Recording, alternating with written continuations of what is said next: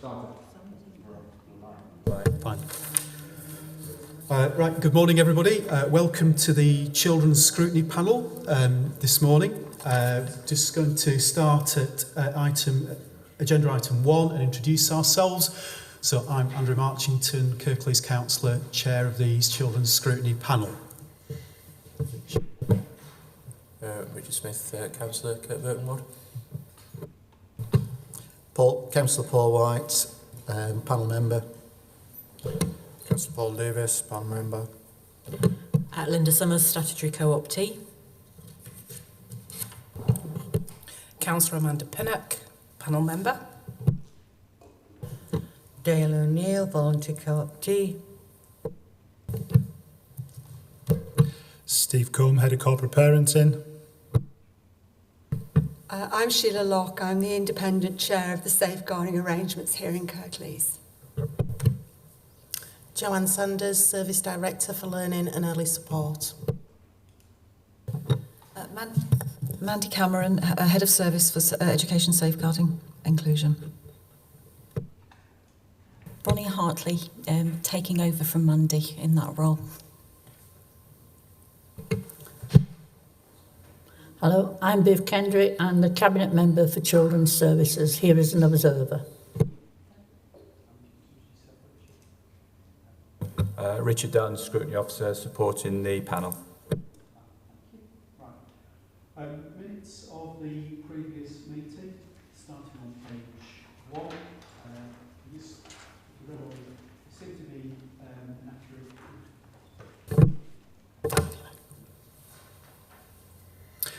Minutes of the previous meeting on the 23rd of August. Are they an accurate reflection of the discussions that took place, Linda? Very minor point, but I had given apologies in advance of the meeting. Any comments about that? Got any matters arising that we're not going to discuss anyway?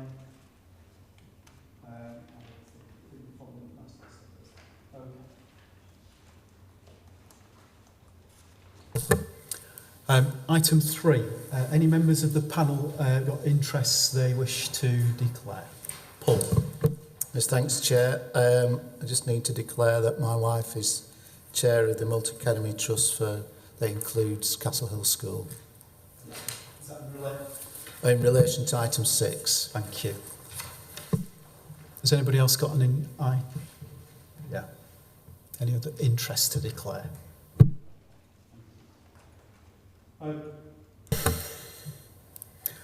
All the items on this agenda will be taken in public. There's no reason to exclude members of the public for that. So that's item 4. So we're on to item 5, number of children in care. That's on page 7. So questions to Steve about that. Okay.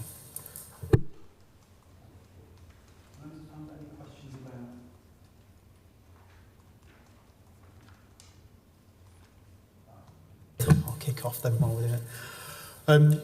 So, Steve, we're looking at the moment we've got 235 children in care at the moment. Sorry, 600. So page 8. Got 635 children in care at the moment.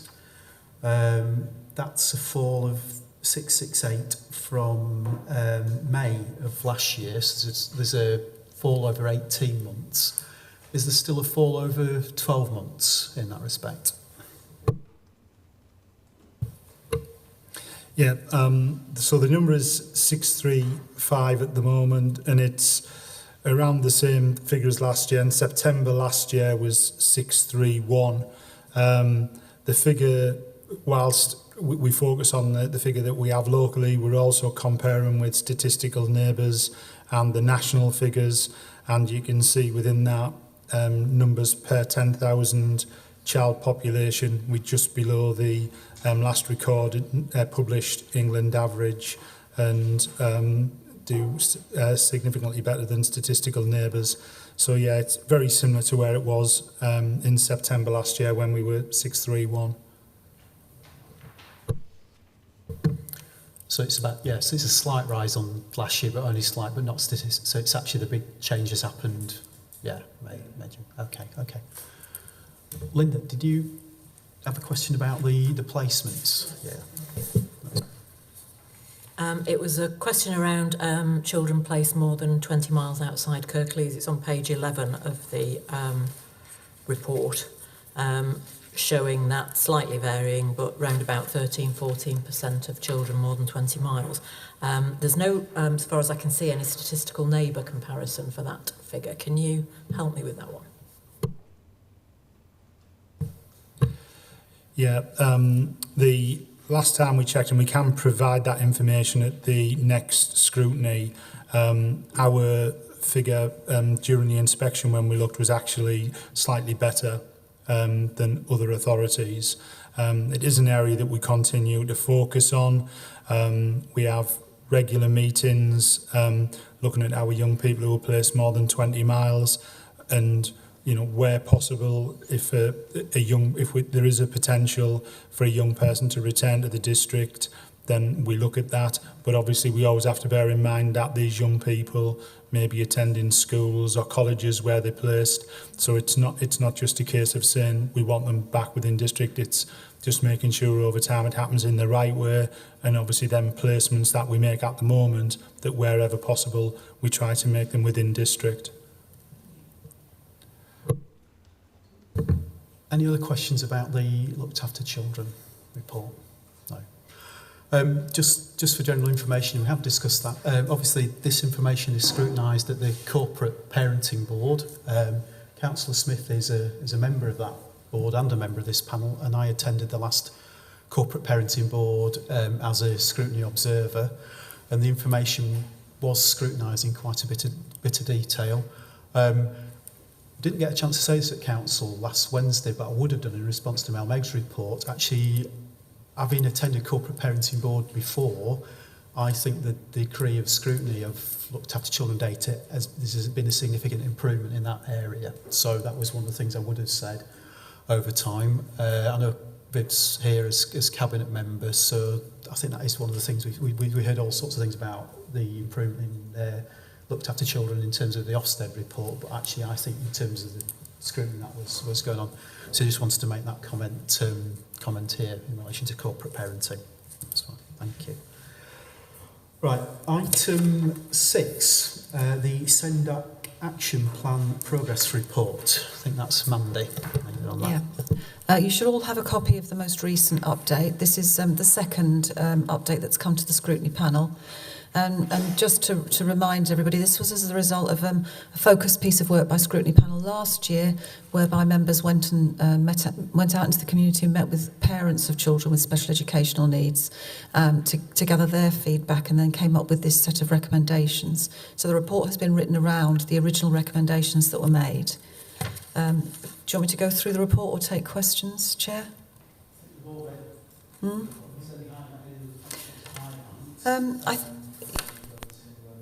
I think, well, I would say that we are making progress, and in some areas we're making very good progress, but that's not to say there isn't a lot of progress still to be made. If you look at our timescales, which is 0.9, those have increased significantly since the investment. If you remember, there was a council investment into the team to increase the size of the team in order that they might be able to better meet the increased demand. You'll see the figures for the 20-week timescale for statutory assessment, which was something that parents were quite concerned about. In May, it was 62%, having gone up from 45%. The last time we looked, it was at 90%, so that has been a significant increase. I would say that this comes in peaks and troughs, and at different times of year it can vary. But overall, we're seeing a positive picture. There are 6 local authorities in the country, the last time that was reported, that had 100%. Having said that, though, whilst the timescales are improving very quickly, we do need to turn our attention now to the quality of what's written in those education, health and care plans, and that's a major focus for the team. there is a small monitoring board that's also on top of the work that you're doing to monitor progress of the team.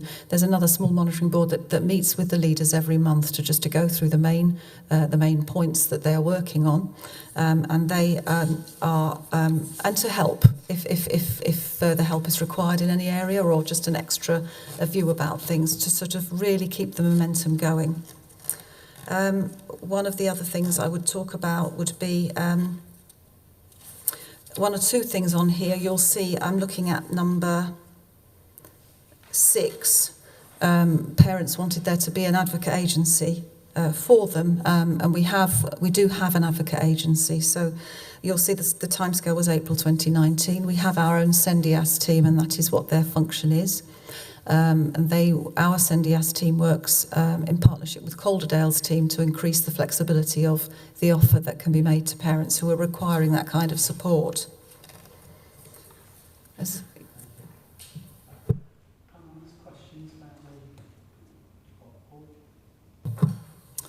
I'm new on the panel, so I didn't see last year's report, but I'm very pleased to see these areas of improvement and things that you've picked up.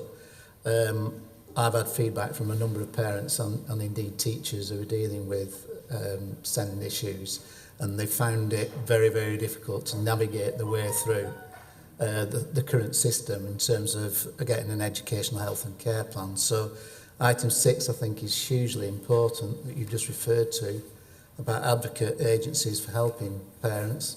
I think because it's just such a difficult area, and obviously it can be a very emotional one for parents as well.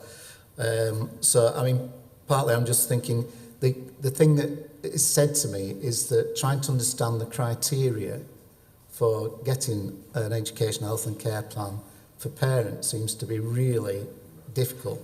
There doesn't appear to be anything there they can grasp. So I'm just wondering if that's part of the work that you're doing to make it clearer and easier for parents to go through that process. Yeah, you've raised an interesting point, and one that I think would be replicated up and down the country, if truth be told. It's a difficult one to say these are the criteria, because it depends very much on the context of that child. Obviously, they have to have a significant level of need, but the word significant means different things to different people. So there is a system in place, and every school has a SENCO that the parent can go and speak to before SENDACT would know anything about this, because children obviously have been who come forward for statutory assessment will have had a lot of input first from specialist agencies in the school, and would have had a My Support plan. So we do a lot of work with our schools so that we have a common understanding of the process, so that they then in turn are able to explain that to parents. But we also have a leaflet that's on the local offer that was co-produced with our parents about the whole process. It's in straightforward language, not too sort of technical or wordy. It's a really nice brochure, and that's actually on the local offer website. And we send that out to any parent who comes to SENDACT wanting some extra support, so that they can see it written quite plainly. But you do raise a very important concern, actually, when you say that.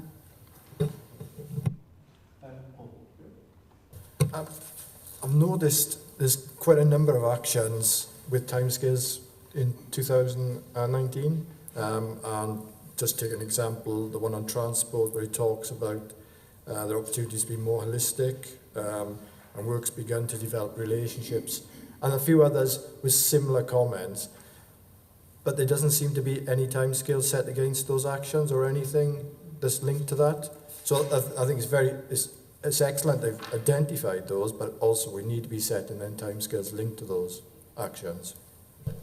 I can certainly do that. The ones I mean, you mentioned the transport one specifically. It's not linked particularly to SENDACT, because the report was originally about SENDACT, but of course, in going out and speaking to parents in that very open way that colleagues did, they raised a number of other concerns too, and we've included those in this report. So there is a wider piece of work happening around transport that is not specifically involving SENDACT, where we are looking at the transport policy and looking at the resource for that too.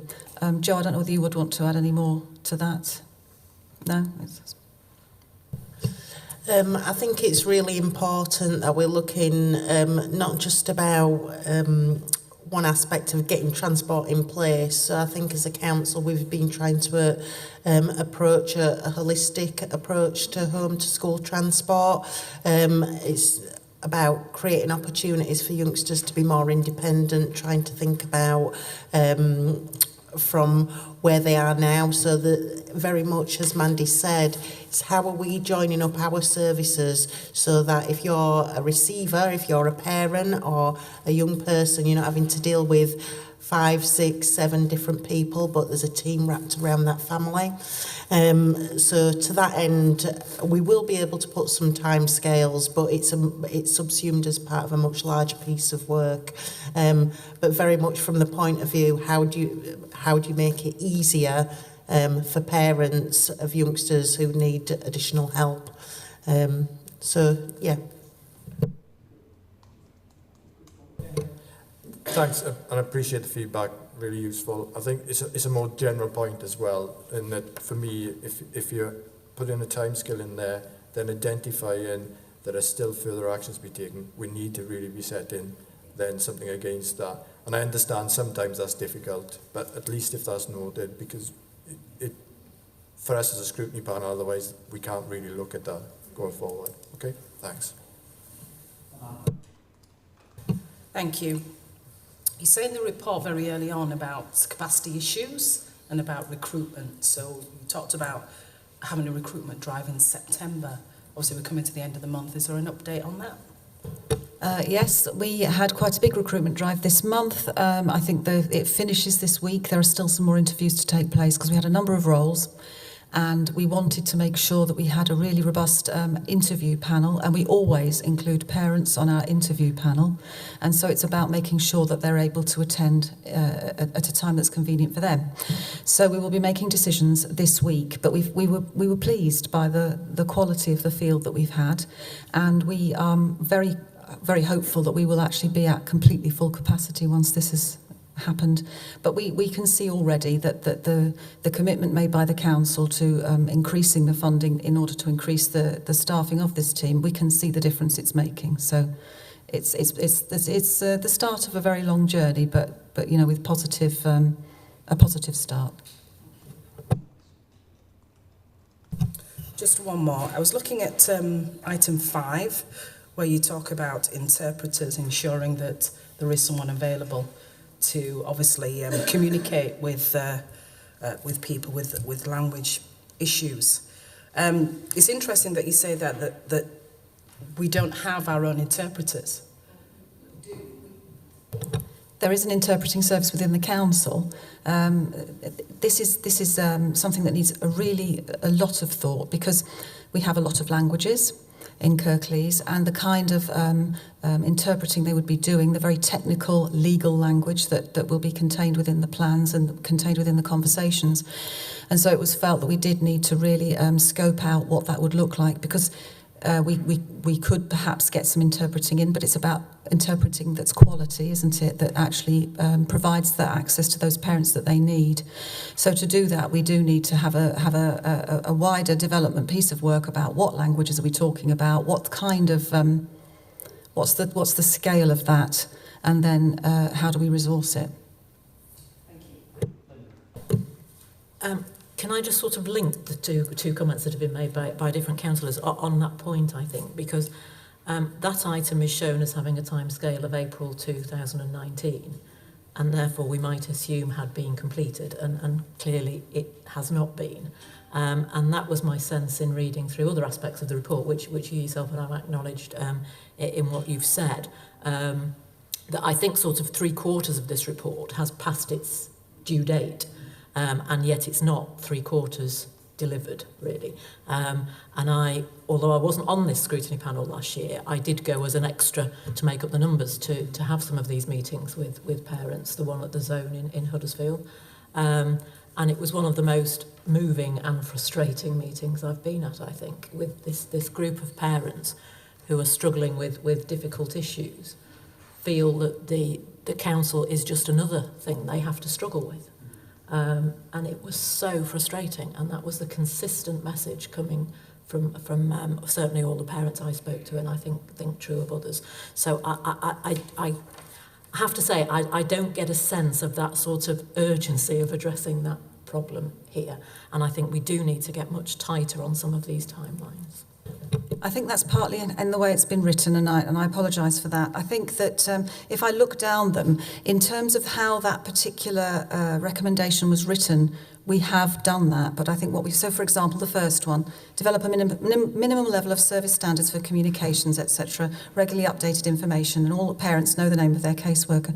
So we did that very, very quickly, and you could say that we'd completed it, but I don't think you ever complete things like that. And so it's been left on with that timescale, and I think perhaps what we needed to do was write something different at the timescale at the bottom, because we could argue that, yes, we have completed it, but we didn't want to take it off because it is something that does need constant attention. And that applies to several of the recommendations in here. And what's also happened is that, yes, we've completed the recommendation in as much as that's said, but it's gone further than that. And we've gone to the next level, if you like. So the one about the next one, review the format and length of letters to parents. Yes, we've done all of that. In fact, yes, it says there that it's been completed. But you have to constantly monitor the kinds of letters that go out to parents. And so we've left some of them on for that reason, so that they're not lost for you. But would you, I guess what I need to hear is, for the next report, perhaps more detail in the timescales section. Yeah. I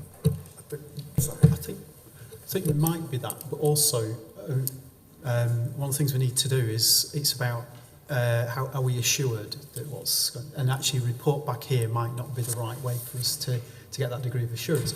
So what we're going to talk about, we're going to have a session, I think in the development session, we've talked about earlier about doing some visits, looking at some other stuff. So actually perhaps the best way for us to be assured that what's in the report is actually to go to speak to parents again to see what has changed, and we need to plan that into some of our, there is a commitment from all panel members to do some of that and find different ways of assuring ourselves that things are changing. So I think that would be really helpful. I would add as well that we have a parent monitoring group now, so they meet and they also review this plan. I suspect that they would be very happy to speak to you too, but as I know that you worked through PCAN last time, our Parent Carer Forum, and they're always very willing to engage in any of those sorts of activities. I'm one of the panel members who was intimately involved with talking to parents before the preparation of the report that we issued.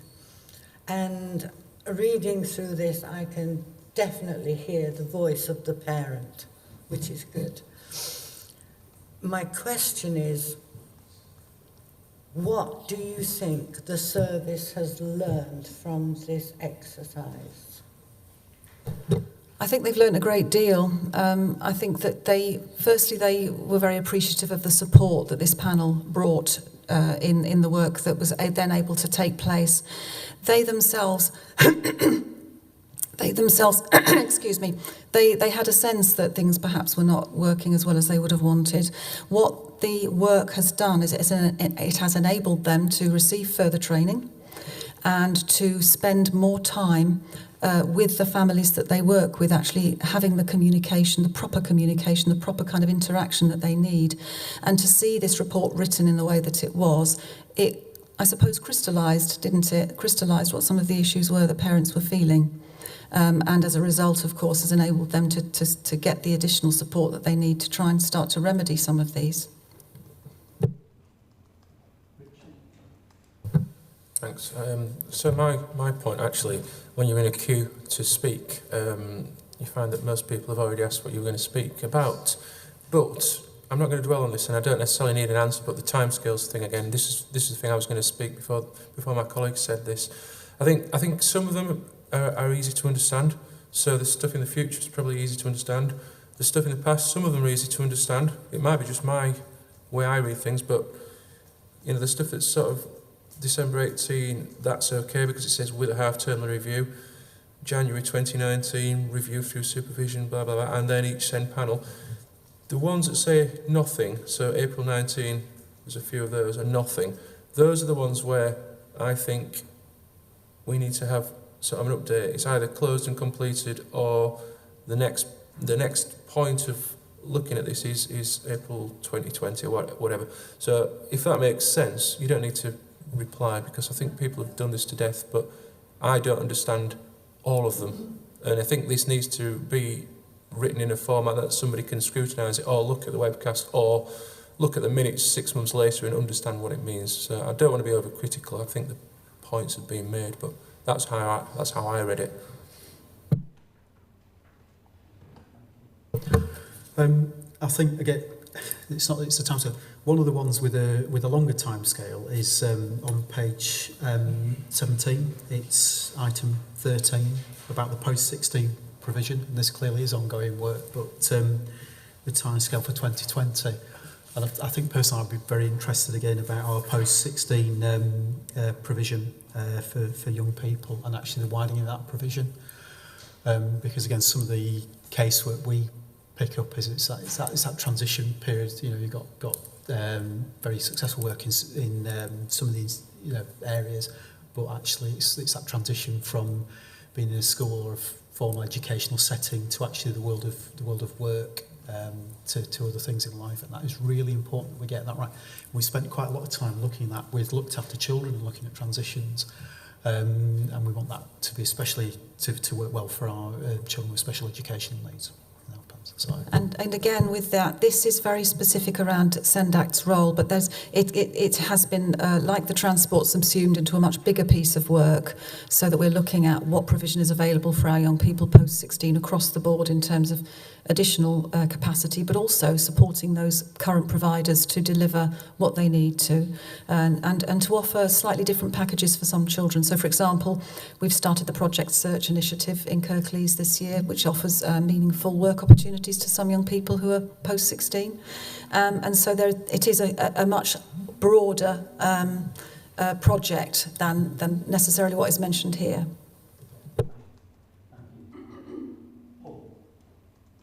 Thank you, Chair. I'm just coming back to item 9, which I think you picked out for us anyway, in terms of timescales, and with huge improvement in terms of the length of time that you were taking to deal with them. And the 20-week timescale, whenever I read that, I think 22 weeks. But goodness, at the end of that, there's parents and schools obviously looking after this child and doing things. And I presume that's a national figure, isn't it? And you think, why 20 weeks? Is there any way we can pull that down to 10 weeks or anything like that? Because in the meantime, parents are waiting, schools are carrying out interventions using their own money, and there's budget issues and there's all that sort of thing. And it just, you look at it and you think, 20 weeks. It's set in legislation. It's a 20-week statutory assessment, and that is to enable health, social care, education, and anybody else who's working, and the parent and the child, of course, to be fully involved in that assessment. So it's a complete assessment of that young person's needs in order to write the plan that has the things on it that child needs. But 20 weeks it is, I'm afraid. Right. Panel members got any other questions or comments on the SENDAC report? Right. So I think the things that we've picked up, I think the primary thing we've picked up is again some things with timescales. I think we as a panel need to discuss that at our next meeting about how we're going to look at that. Some of the positives about the recruitment and stuff that seems to be going, some positive stuff. And again, I think the point about the parents' voice picked up, but actually the young people's voice as well. And I think we need for all the stuff we do as children's panel, make sure that children's voice, how we're capturing that through everything that we do. And I think we need to have a systematic way of doing that. So I understand this might be your last visit to Children's Scrutiny Panel Monday, right? So can we just all express our thanks to you for all the work you've done over a number of years, answering questions and in informal situations. And so we thank you for the report, and we wish you all the best. And is this your success? Right. So do you want to flash your button? Just tell us again who you. So I'm Ronnie Hartley. Ronnie. Right. So thank you, Mandy, and we wish you all the best. So thank you. I don't know if any other panel members want to express their thanks for. No, that's fine. Thank you. Right, item 7, Kirklees multi-agency safeguarding arrangements. Kirklees multi-agency safeguarding arrangements. I think, Sheila, you're going to give us a verbal update on that.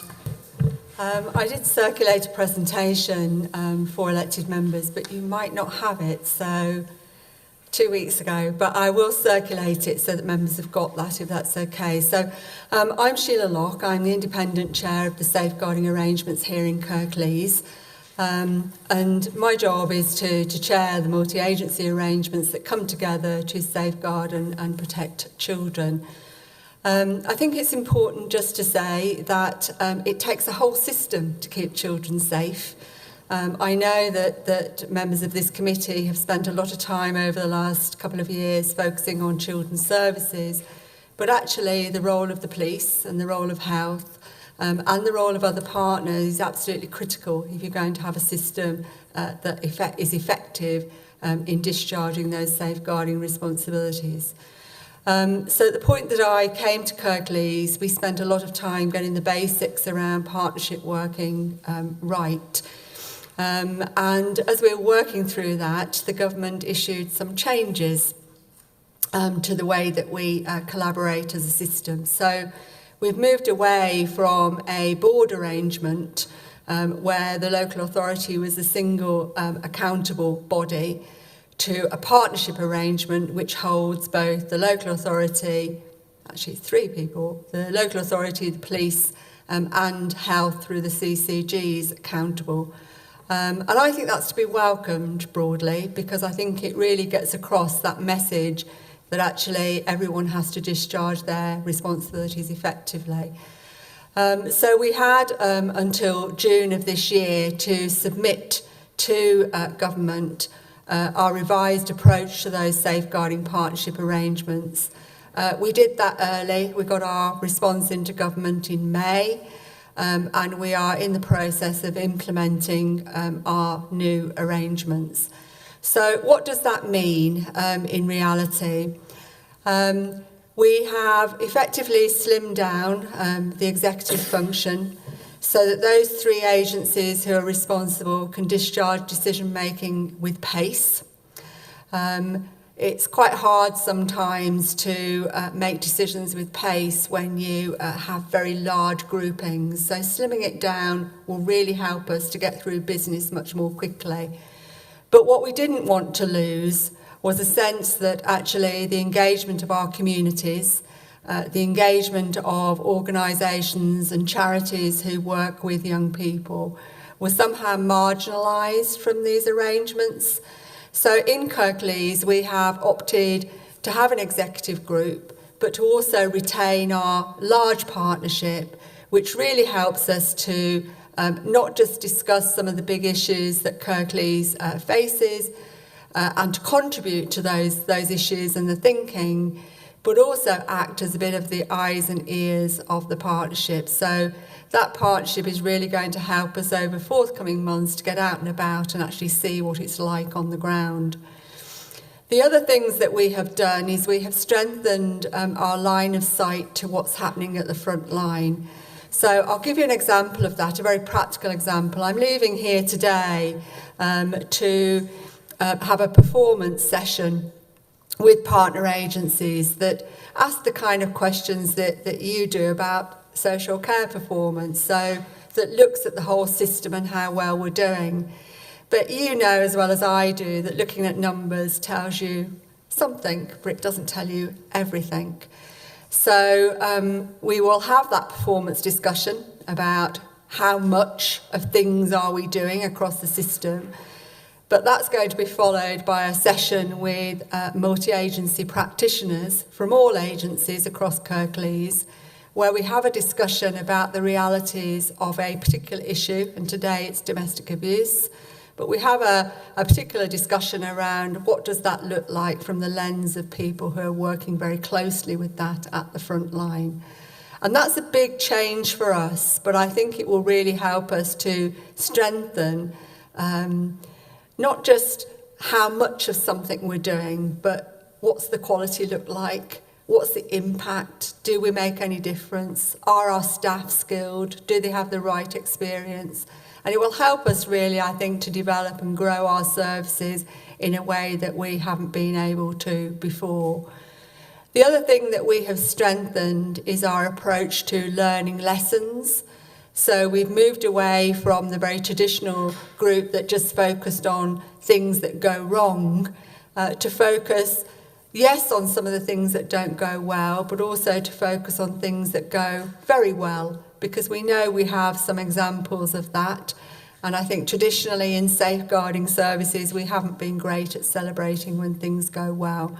So those are the major changes that we have put in place. And we will be monitoring those changes and their effectiveness towards the end of this year in some development events with our broader partnership. But I'm very much looking forward to working in that new way. I think being able to get in touch with people who are working at the front line will really help us to strengthen what we do. And I also think that some of the opportunities that we've taken to strengthen the work with children and young people themselves and the work with parents will also help us to get a much richer picture of how safeguarding in Kirklees actually operates. The arrangements have to be in place fully by the end of September, and you'll be pleased to know that we actually started implementing those new arrangements at the beginning of the summer. So I think we are kind of in advance of other areas of the country. But how well it works in practice, perhaps I'll come back and tell you towards the end of the year. Thank you, Sheila, for that update. I think there's probably a couple of areas there might be general questions about safeguarding to yourself, Sheila, as chair, chair of that.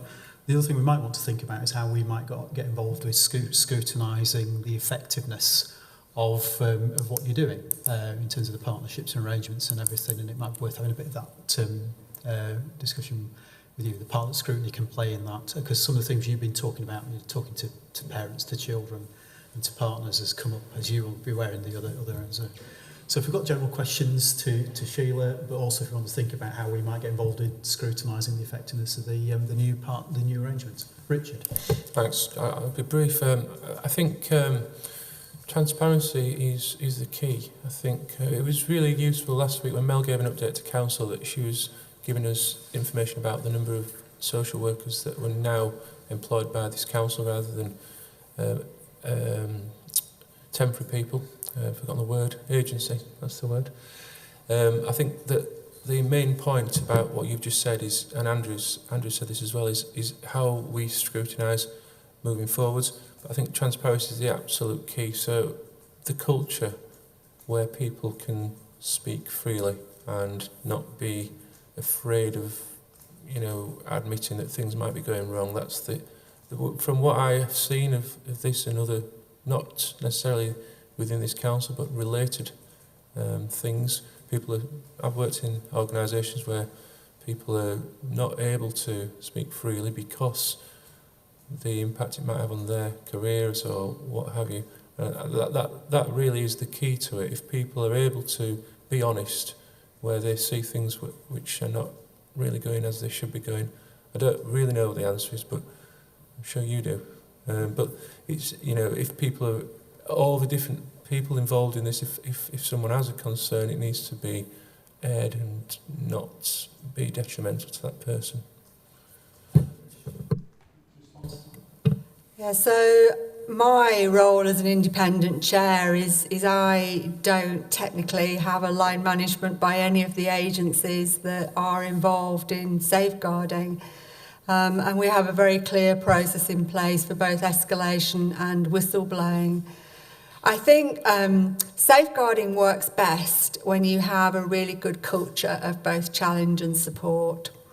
And when things go wrong, it's usually because relationships are too cosy and people don't challenge effectively. So, you have to create a culture where people are open and able to say things but you've also got to create a culture that allows you to challenge when things aren't going well. I think people would never accuse me of being cosy. I think since I've been here over the last couple of years, you know, we have challenged all agencies on some aspect of practice and done that in a very open way.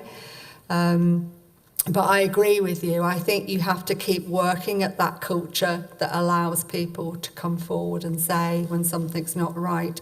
And that's why I'm really hoping that the practitioner sessions will give an insight. Managers aren't going to be there, they're going to be frontline workers. What I'm really hoping is in that climate, people will be able to talk about, yes, that's great, but actually over here, this is terrible. We're working in these kinds of conditions. That, I think, will give us a lot of information. And I think the fact that senior officers have endorsed those arrangements, I think is encouraging because it means we have somewhere to take that stuff back to.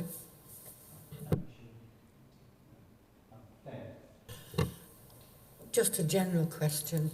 Who was responsible for suggesting the changes that you have outlined to us?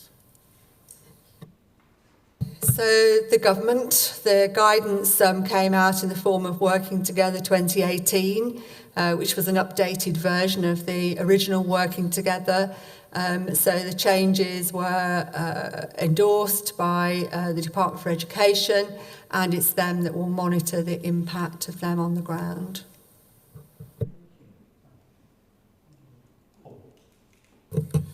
Yeah, you mentioned a lot about the partnership working, which I think absolutely agree is the right way forward. Just would appreciate your thoughts about how we create that sort of communication or partnership with communities and with residents, and because this is an extremely difficult area, and we know that sometimes things can blow up and the wrong impressions are given, etc. So, you know, what are your thoughts about how we can improve that connection going forward? Yeah, so my background, just so that you're aware, I've been a Director of Children's Services in a number of places. I've also been a local authority chief executive. So I recognise, you know, you can talk about safeguarding from a central perspective, but if you don't translate it to what's going on in neighbourhoods and in communities, then, you know, the danger is the message gets lost in translation. I also think that sometimes it's easy to assume that you're talking about a homogenous community, and actually we have lots of very different communities that exist, and I think it's our challenge to translate safeguarding into something that's meaningful for those communities. Mel and I were actually talking just last week about this exact challenge, and for me, I think that we have to now push forward on some of the work that we're doing to embed the early support work at a locality level.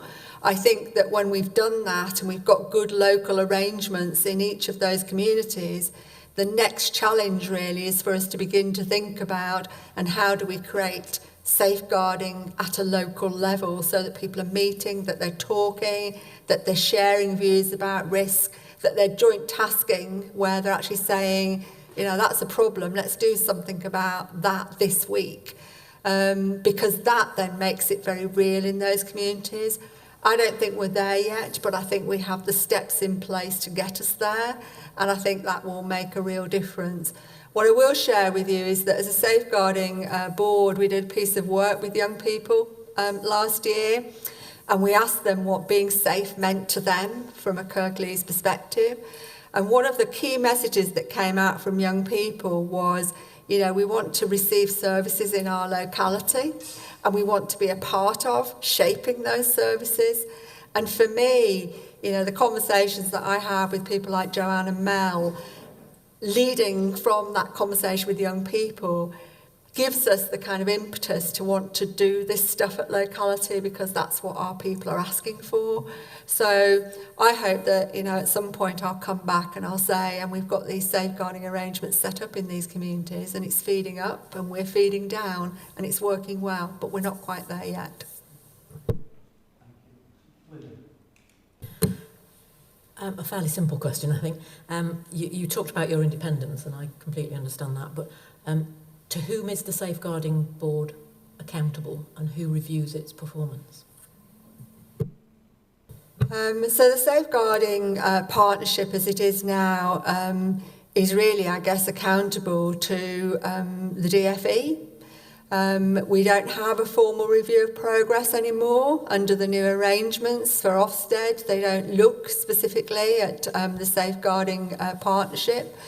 But I guess, as well as the DFE, it'll be interesting to see how this pans out, really. I guess that more and more the regulators for the local authority, so Ofsted, the regulators for the police, HMIC, together with the regulators for the CCG, which is CQC, will ask questions about how effectively those partners are discharging their safeguarding, and into that will come that whole question of accountability for the partnership. But I also think that it's important to have some reporting back to forums like this, to committees like this, about how well things are going or not. And, you know, I will be coming back at some point, not too distant future, with the annual report, which will give you a real sense of what's going well and what's not going well across Kirklees. And for me, that is about partly discharging some accountability. So it's not linear, but I think it's you know, there are multiple sources of accountability. And if I may, I just pick up the Chair's earlier point about scrutiny. In a way, the partnership has an assurance and scrutiny role in terms of actually asking questions about how much, how well, and what impact services are having.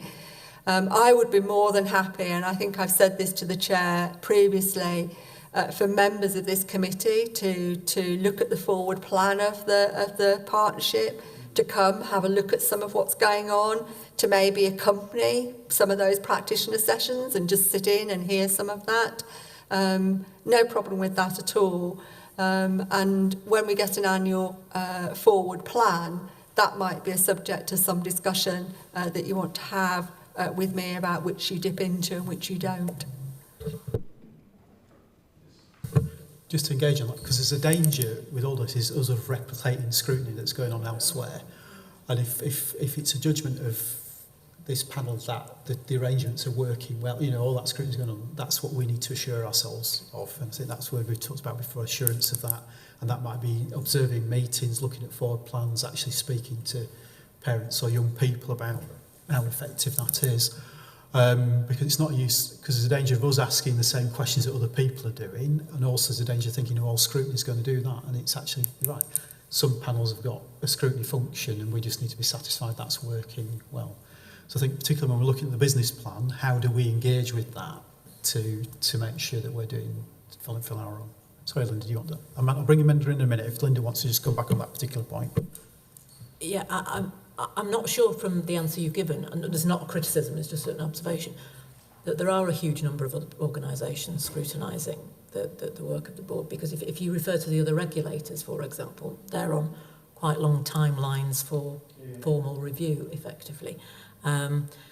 So it strikes me that there is a potential vacuum here in terms of review. I mean, I don't know, for example, if your annual plan sets your own success measures. So how do you know how well you are doing? I don't mean you personally, I mean your safeguarding arrangement. And there are a number of things in place alongside that accountability to the DFE and to regulators. So, for example, every serious incident has to go through a national panel and is scrutinised, both in terms of the serious incident and in terms of our response to that. Any final report that is produced on that serious incident has to go through that same national panel. And believe you me, they definitely come back if they're not happy with what they see. Similarly, the annual report and the business plan has to go to central government. They look at that and they scrutinise that. And certainly, you know, regulators, when they undertake an inspection, will ask for copies of those relevant kind of plans and the annual report. I guess, and this won't be any comfort because it's an issue I struggle with as well, I guess I would say that there's a heavy reliance on the fact that people who undertake independent training roles have got a degree of nous and that they are able to challenge and to support effectively. If you don't have somebody who does that, that's when things start to, in my experience, go pear-shaped. But I think that there is something about, you know, certainly some conversations about how we might make sure that some of the scrutiny and the challenge is lined up. I, you know, operate in an environment of openness and transparency, so I have no problem with that at all. Yeah. Slightly different question, actually. So obviously we understand the importance of partnership working, you know, and obviously getting various agencies, individuals and services involved, which is crucial. But I wanted to ask about GDPR and confidentiality and how that impacts on, you know, on the independence of what you're doing and the information that's gathered from the 3 agencies that you've mentioned. Does it create any challenges? Are you able to manoeuvre around that? Thank you. So just to be clear, for the purposes of safeguarding, people are able to discharge information. You know, you must share it if you think that there are safeguarding risks. It definitely top trumps any other information sharing barriers that people might think exist. You know, I think it would be fair to say that sometimes we do have some difficulties, not so much with the core information, but sometimes with information on the periphery about perhaps resource investment might be a good example. You know, where we're challenging aspects of spend in relation to safeguarding. But I think that comes back to the earlier question about culture. You have to create the right culture in which there's an openness and transparency and people will share that. You know, we haven't encountered too many difficulties here. And I think that the climate of talking openly, you know, generally when we've had issues, we've been able to resolve them.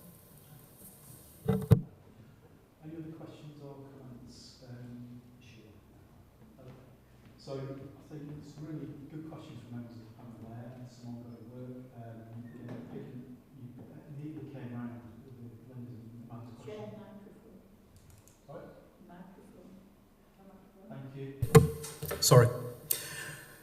So thank you for the questions. I'm really interested. I think starting off with Richard's point at about openness and transparency and people feeling and having a forum where they feel free to talk about, in this case, safeguarding issues. I think that came back with Linda and Amanda's questions about that and how we look at that happening effectively.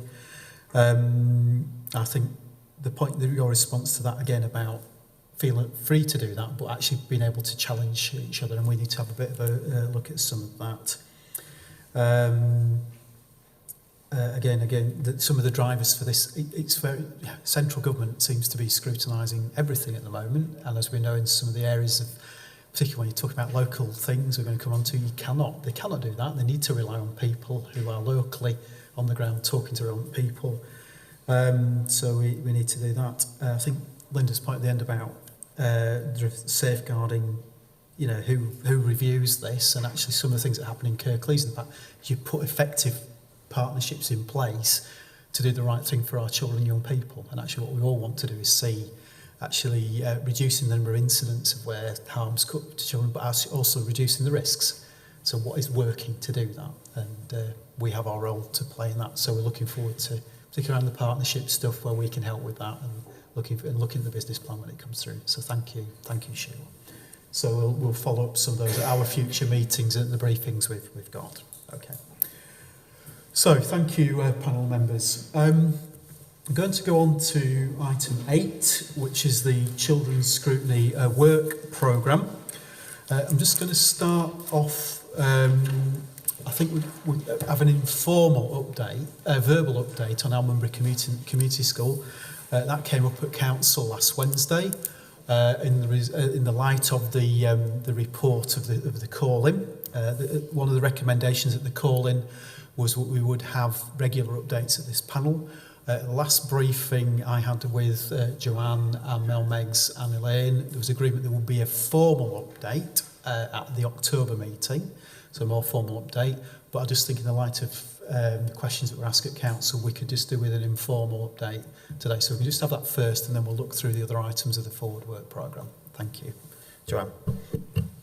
Thank you. I'm pleased that we were able to give a verbal update because I know it's quite a difficult time at this moment in time for the children, young people and families who currently are either attending or live in Almondbury at the moment, because quite understandably, as you know, as a scrutiny panel, they're looking for some certainty so that they're able to plan for their youngsters moving forwards.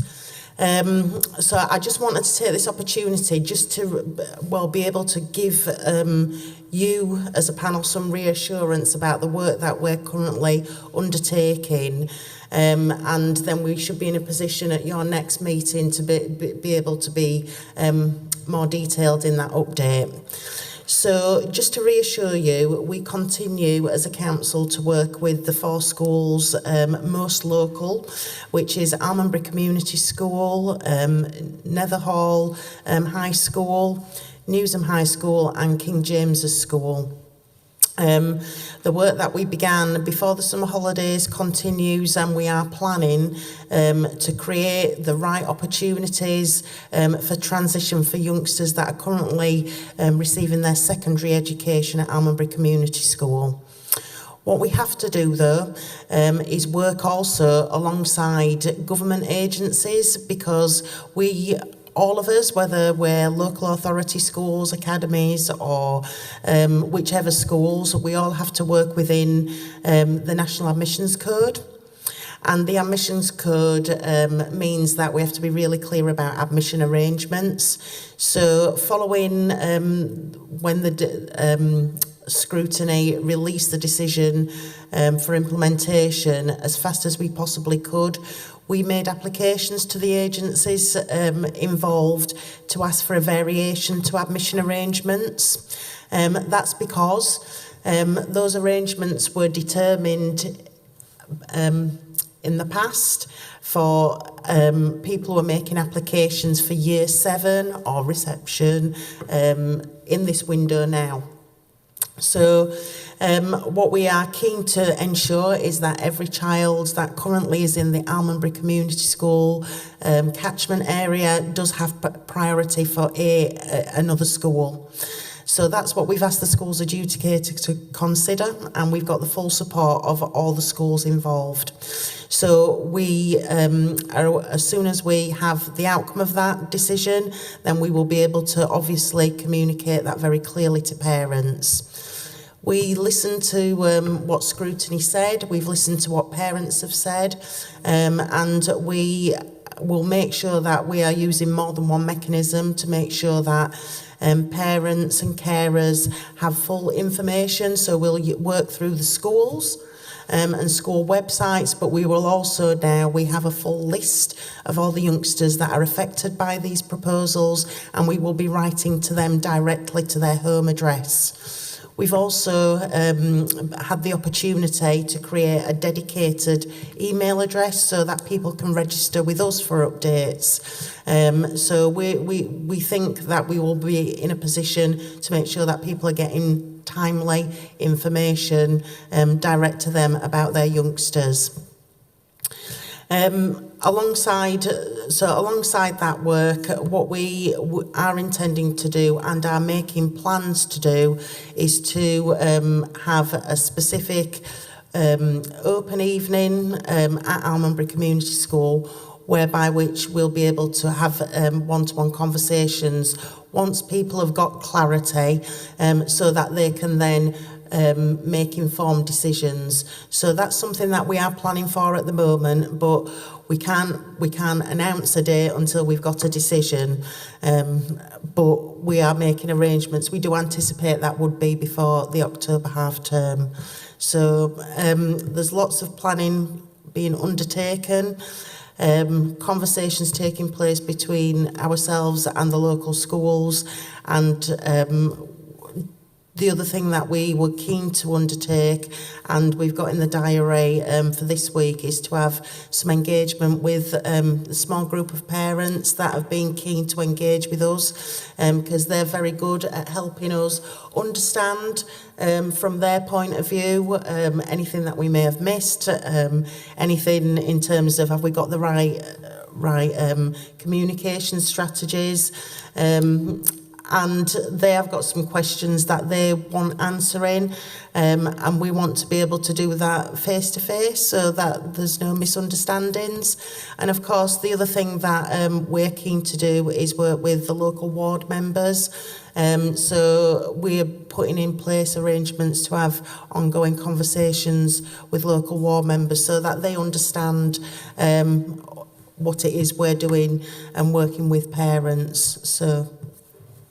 So then just on behalf of, so the timescale, so at council we're given a 31st of October date. Is that the date for feedback from the schools adjudicator about the new admission arrangements? So the 31st of October is really a crucial date in the diary for any parent who has a youngster in year 6, because that's the date when the closing date to make an application for starting secondary school. So because we're asking for a variation to admission arrangements for year 6 youngsters, the school's adjudicator, we know, is working very quickly and is obliged to make a decision prior to the 31st of October, because then parents can make an informed choice. So that's why we're anticipating and planning that we'll be in a position to communicate very clearly before that deadline. In terms of engagement with parents as well, so there's Beth Fry and Cass Whittingham, they actually spoke at council this time, so there were some concerns about the engagement there. Are they two of the parents who are involved in the small group? In terms of, there's at least one of those ladies that you mentioned. We've been working with one of the grandparents and one of the parents, and we're trying to balance at the moment working and engaging with a small group, and we must balance that with being able to be clear with every single parent. But yes, there's about between 8 and 10 parents and grandparents meeting with us later this week.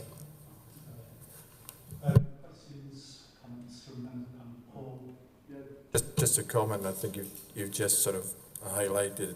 I think it's excellent news that there's small groups of parents who are coming to talk to individuals. But I know this is a really difficult task. But I think that has to be as well measured against communication with a wider parent group as well, because clearly we can't say with a high degree of confidence that one small group represents everybody's views. So I know that's a very difficult challenge, but again, I emphasise that we need to make sure we've got arrangements for all parents as well.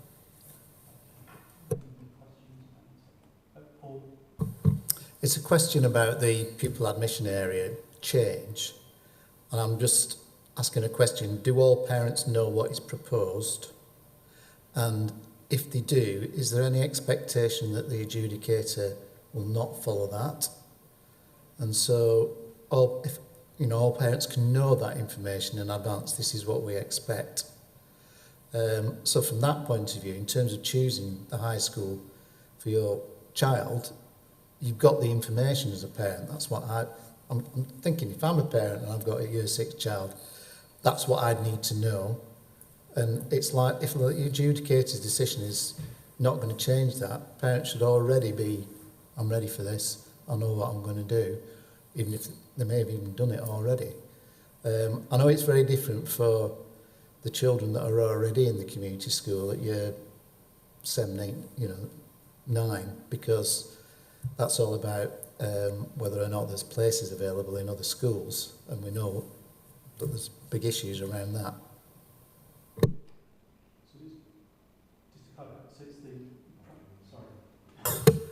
The primary questions about the pupil, the prior to admission area for the primary phase.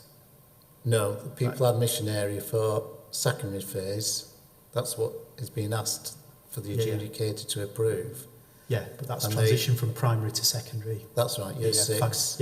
Yeah, so, that's fine. Okay. Which I think, from listening to parents, is the key issue. So it's From what it's moving from 5. It's the to move 6. from That's year fine. 6 into secondary, isn't it? That Yeah. they're really concerned at, but also then parents and pupils that are already in Ormonbury Community School at secondary phase, Yeah. they're also very concerned because it's which school do we go to, Yeah, it's and different. Yeah, and that's a different process, isn't it? It is. then? Yeah. Okay. than Just what clarifying the Yeah. there's two. Yeah, the two. Okay, John. So there shouldn't be any surprises because it's what was in the consultation. So in terms of what we've applied is what we consulted and agreed upon, and it is for 1 year only, so it's for this year only. That's because there is an annual consultation and admission arrangements. In terms of do all parents know, what we have done is there is every year we release a guide for parents for both primary and secondary. There is a statement included in that guide for parents, and also quite often we have quite a useful tool on the council website. If you key in your postcode, if you were in Almonbury at the moment, you keyed in your postcode, a similar message would pop up. And you know, if people if people need some clarity at this moment in time, we'd encourage people to contact pupil admissions. We have a good system here. Parents make online applications, so we will be in a position, if parents have already put in applications and once a decision has been made, if they wish to do something different, then we'll be geared up to be able to work with parents to that end. In relation to the other group of youngsters, you're right, that is a different group. We are continuing to work with all 4 schools, as said earlier, about arrangements for transition for those youngsters. We are trying to work to a very similar timescale, but we must make sure that we've got all the information in place. We wouldn't want to make promises that can't be kept. So again, that's very important, and we must focus on that. The sooner we bring clarity, the better. We're very well aware that there will be a small group of youngsters who are currently in year 6 that have older siblings in the school. So you don't just want to think about one of your children, you'll want to think about all of your children. So I hope that we'll be in a position to bring you a much more detailed update in October. Thank you. Thank you, John. So that's the immediate update. And again, at the next meeting, again, and there's some longer stuff. The points that were identified about, again, it is to do with, you know, look at those. The priority admission area, the catchment area maps was fascinating. So there's a bit of work to be done. I mean, that beneficial work for all parents who are living in that situation where they're having to make choices. And again, the feature about information out, which was the second major point. So thank you for that particular update. Okay. Right, just going through the future work plan. We've special educational needs. We've some of the first 2 points we've covered. Item 3 on the future work plan. We've had the verbal update today from Sheila, but actually that. No, about the engagement with the business plan and stuff. There's ongoing stuff to be done with that. Next meeting, we've got the early support and partnership coming forward. Right, just item 5, elective home education. What are we on today? Yeah, so last week, Friday afternoon, we had another couple of information gathering sessions with a couple of Kirklees officers about the latest guidance that's been provided about elective home education and possibly policy implications of that. We also met a couple of parents who are home educators and somebody who actually runs a website which supports home educators as well. And so we're moving towards, having gathered that evidence, we're getting to a point where we can get a formal report. The point I think that Dale picked up again, and it's come up today, is about we must, when it's future things like this, make sure we think ahead about capturing young people's voice. So we've spoken to officers, we've spoken to parents, not sure we've actually captured the voice of young people who are elective home educated, and we do need, it might be very difficult to do that at this stage, but in the future we must build that into what we're doing. And again, thinking about what the feedback Sheila's given us on the safeguarding partnership, how do we capture the children's voice within that? We need to program that into all of our scrutiny. The Ofsted, the improvement, Children's Improvement Board, how do we capture young people's voice in that? Ofsted inspection, some of that is ongoing. We'll programme some of those. Learning outcomes and support, that came through in the July meeting.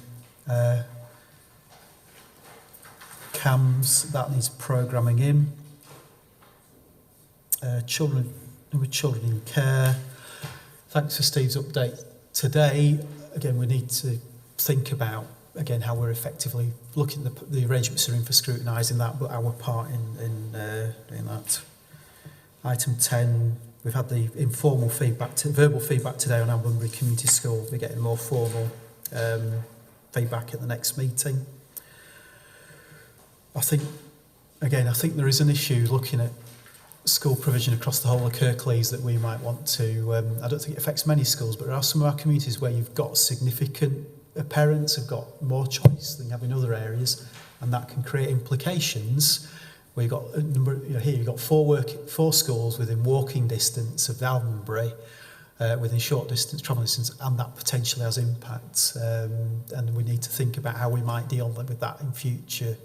Where you get the impact of an Ofsted report can have major, impacts on one particular school, and that has impacts on outcomes for our children and young people. Okay.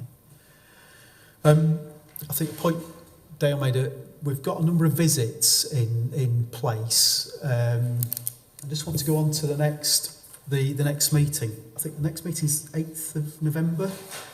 It's not the October meeting, is it? We'll move that. What we've called the October meeting is actually on the 8th of November.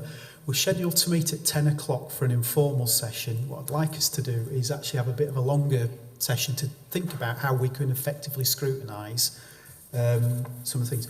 The two key things that have come up about partnership, how we scrutinise partnerships, so that might be with the Children's Safeguarding Partnership, lots of partnership working going on in other areas that we're looking at. How we scrutinise the data. So again, that came up with Steve's report on looked after children. That other people are scrutinising that. How do we make sure that's happening effectively? I think the other thing, and Dale pointed out, is the visits that are programmed in. Those visits need to take place so they inform the discussions we've got here. And we can use some of those visits to sort of satisfy ourselves that what we've been told is happening actually is happening. So it'll be useful at the November meeting to think about how we can programme that in. Actually, we can include some children's voice in that. Do we speak to some of the parents involved with Albury Community School just to see what their perspective, rather than actually hearing them when they turn up to a council meeting or this meeting, do we actually proactively look at some of that? So I think those are the three broad areas at that meeting, and that, we could do it. So if we could have a slightly long, an hour-long informal session.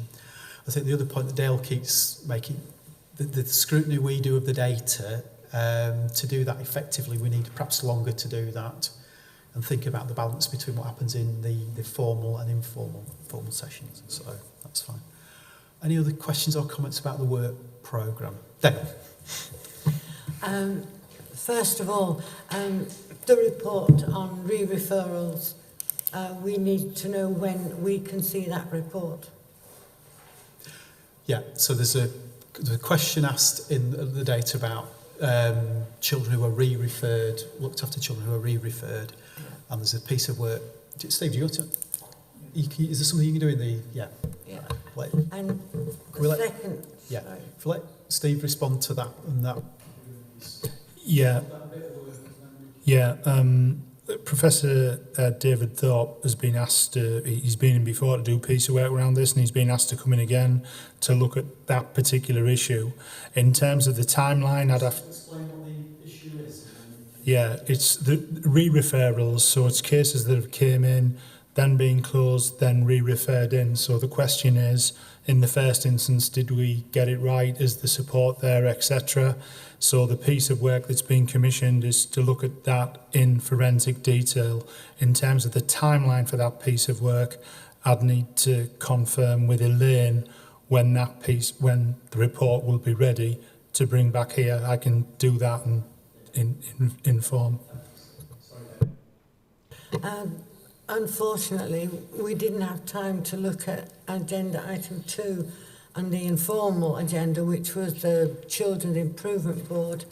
I had questions on that, but it said that as far as the Ofsted report discussion is concerned, there is a lessons learned report to come to the September board.